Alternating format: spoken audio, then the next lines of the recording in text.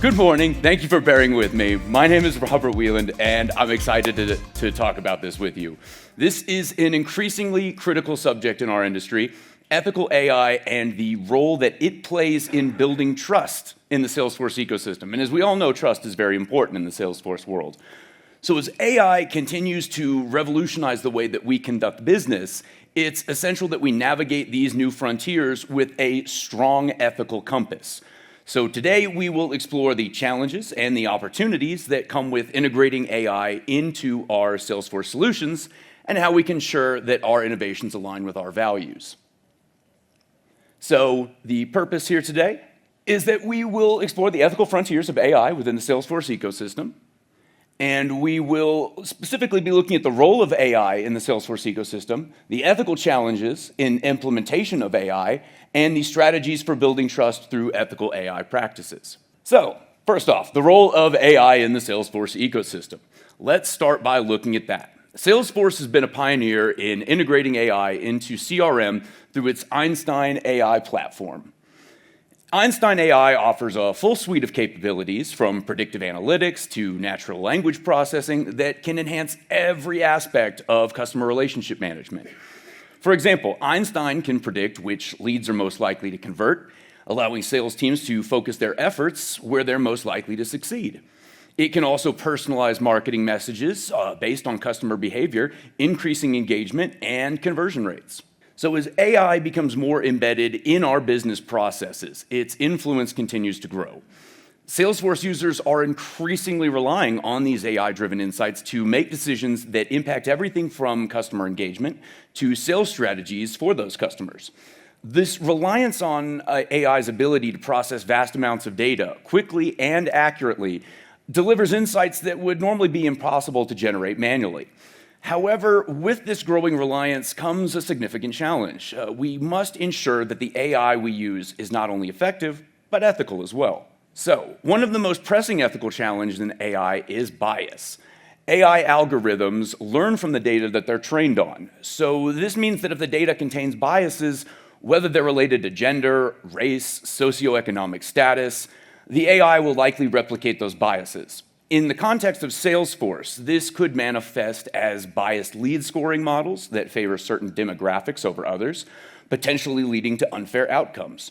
For example, a biased model might score leads from certain zip codes higher simply because those areas have historically produced more sales, without considering that this could be due to past marketing biases. Another critical ethical issue is data privacy and security.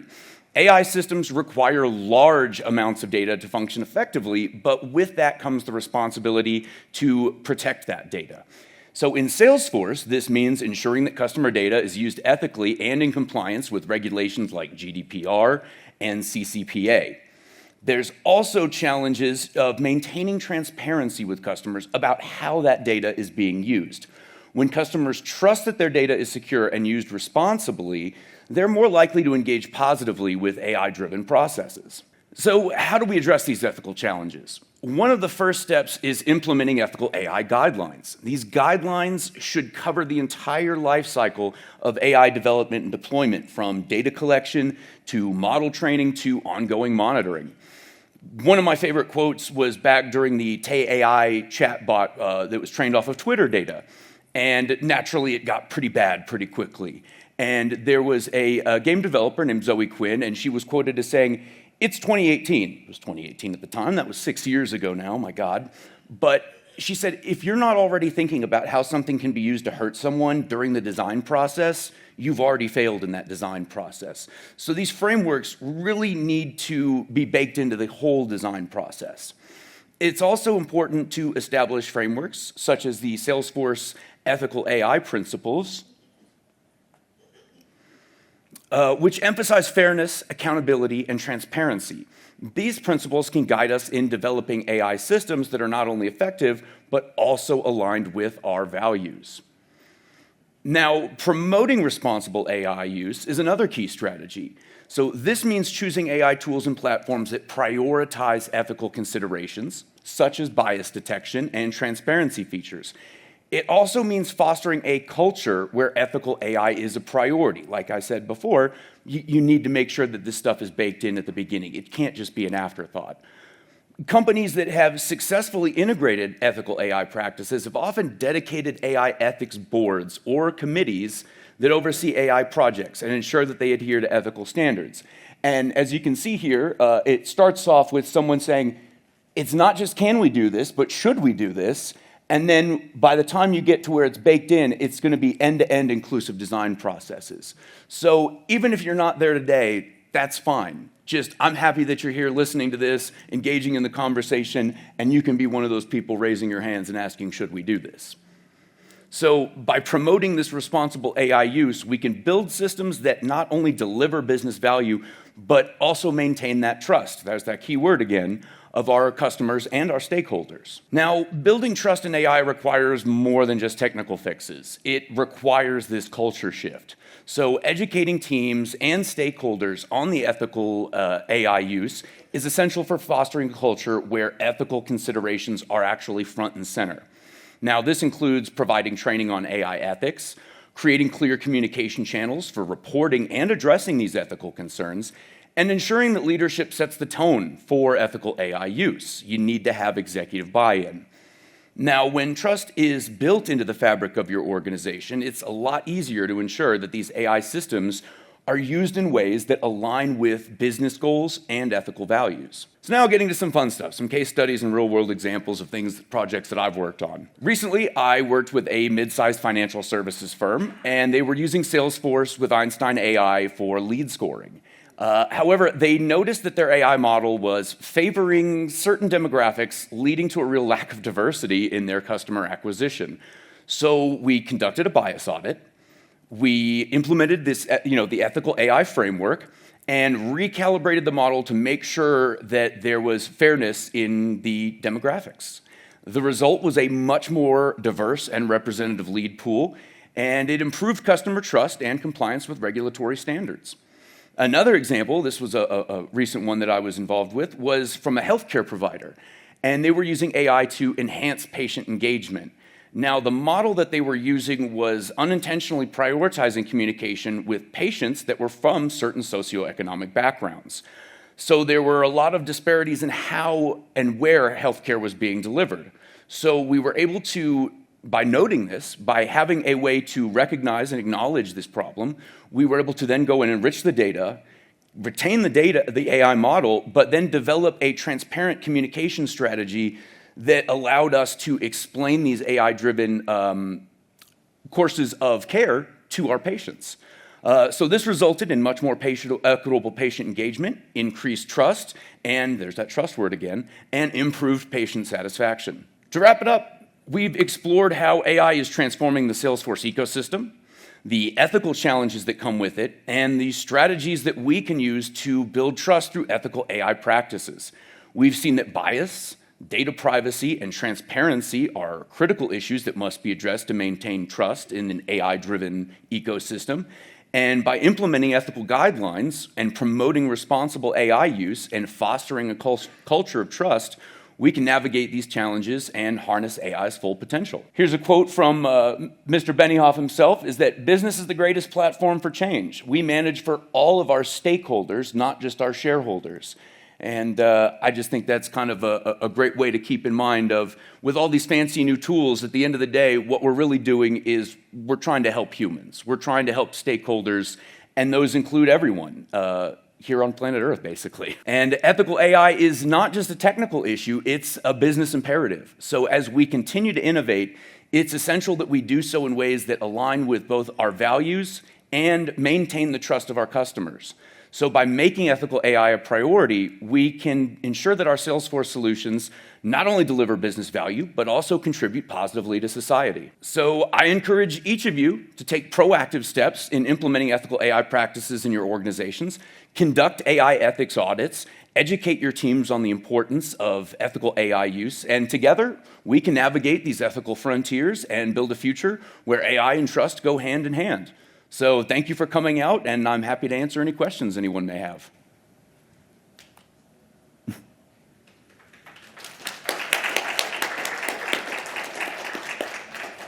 Do you have any resources for teaching ethical AI to other colleagues? Oh gosh, yes I do. So if you need to get a basis for people, like an AI glossary, Salesforce has really great tools for that. A lot of tools are there on the Salesforce blog, as well as the Salesforce AI home, and I'm trying to remember where that would have been. I think I had that here at the end. Trusted AI, that's what it is. SalesforceAIresearch.com/trusted AI. And if you really want some extra credit here, let's see. I believe it was Stanford. I found some courses by them that you were able to get access to.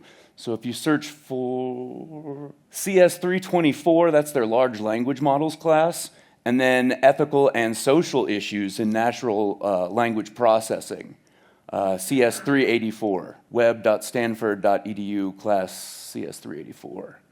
But yeah, there is so much great stuff. I mean, I could send you down a lot of rabbit holes with this. As you can see from the slides from last year's, there's definitely a lot of different viewpoints out there. But yeah, if you want to connect with me on LinkedIn, I can go ahead and share some more of these resources with you. Shoot me a message. Yes? I think one of your beginning slides, you had statistics of with Einstein kind of needing less member support because Einstein will solve several of the issues there. Mm-hmm. I think as this grows, as AI grows and grows in its capabilities, how do you think on an ethical stance, where you work in those people in different areas of the business, or making sure people still have knowledge that you can do that, how it's well, definitely, people have been quoted as saying, it's not the AI that's going to take your job, it's going to be someone else that's using those AI tools. So definitely educating and making sure that your end users know how to use these features. Does that kind of answer, or, okay. I was trying to find that slide again for you. But yeah, it says, with Einstein built in, we've reduced reliance on tech agents and emails by 50%, and have a 93% self-service rate, with Einstein chatbot resolving 88% of questions. So, hopefully that doesn't mean that there's less customer service people on the team. Hopefully what that means is that the customer service people are able to do their jobs more effectively. So those 88% of people that were able to self-service and answer their questions without a phone call in, you've still got customer service agents that are working tickets, possibly working through email to case. So hopefully they're just re-tasked into other areas. Hopefully. But I've had that same question and concern as well. Whenever there's so many hours have been saved by using AI, it goes, okay, well, that was 50,000 hours that could have been, people employed. So, but that's a whole nother, how do we tax productivity of robots or AI? So I have some insight into that. I'm director of revenue operations, and my best hires come from customer service. They're customer centric. They have all these. They have a lot of skills that are transferable. So, I'm when I saw your slide, took a picture of that because I'm going back to the support department and just say, how can you free up somebody's so that I can bring them into my organization? See, and that's great. I've sometimes people think that call deflection is a dirty word, that, we can't be trying to deflect cases. We can't be trying to deflect calls, but we're not trying to ignore the customer. We're not trying to skirt our jobs here. What we're trying to do is make it to where they don't have to call. We're trying to make it to where they can solve their own problems or get the answers they need. And I mean, me personally, calling into a place is one of the last things I want to do. I mean, I'm going to be Googling for an answer before I sit there to actually call in and get on hold or, get into a queue. So yeah, case deflection, call deflection, if you can use Einstein to do that, I mean, I think that just makes life easier for your customer service reps. Can you talk a little bit about bias detection? It makes sense, but are there tools? How do you actually do that? I have, let's see. Or even be aware that you're missing something. That's my biggest fear. Now, this may have changed a little bit in the past year. This is from my last year slides. But this is a screenshot of bias detection within the Einstein platform. So they do have it set up in the UI, or at least they did 12 months ago. I didn't have a forward-looking statement or a backward-looking statement with this speech. But yeah, so it does point things out to you. And here you can see you've got the reference group, and then you can see that there's a big difference between male and females. So I would actually need to take a look and see how some of those have been updated. But there are tools for that. Or, yeah. So if you happen to be sitting on a project, you should be asking, what tools are we using for this? Exactly. That needs to be part of that design process where you're thinking and asking these questions ahead of time. So yeah, you're right on the right track with that. Will you get that design process sliding in? Yeah. So yeah, my favorite part is starts with asking not just can we do this, but should we do this?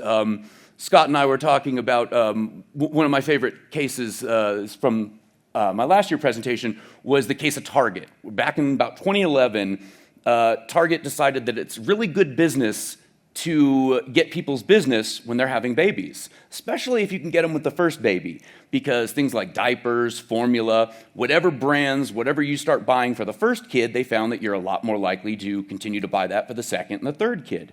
So they tasked one guy, one statistician. They said, we want to find out when people are pregnant. And so he went over all the data and was able to find weighted pregnancy indicators of things that you might be buying, like in terms of vitamins or how your shopping behaviors might change. And he was really able to nail down when people were pregnant. And the story goes that someone got an advertisement sent to their house that said, hey, here's discounts on baby things, and her father found it and was not too pleased with it. And so it started this question of, it's not just can we do this, but should we do this? And they didn't really even stop doing it. They said, it's not illegal what they were doing, but it really makes people queasy. And so what they started doing was, well, if we send out a weekly advertisement and it has advertising for pregnancy things like diapers and formula, then they would also have, a sale on lawnmowers or something else just to kind of, throw some signal, some noise to disrupt the signal and kind of obfuscate what they were doing. But they didn't stop. So it's definitely not can we do this, but should we do this? And what responsibility do we have with that data? Mentioning the GDPR regulations. If you have all this data, then you're responsible for all this data. So, that goes into data cleanliness procedures, also in Salesforce best practices. So, let's say for things where if you just need a customer's birthday to do a sale on their birthday, well, maybe you just get the month and the day. If you don't need the year, maybe you don't have the year. Because if you don't have that data, you can't be responsible for that data, and you can't lose that data. So, definitely tailoring your AI, tailoring what you're looking at, and asking the questions, not just can we do this, but should we do this? I think they're playing me off. Yeah, we're out of time, guys. Thank you so much. Thank you.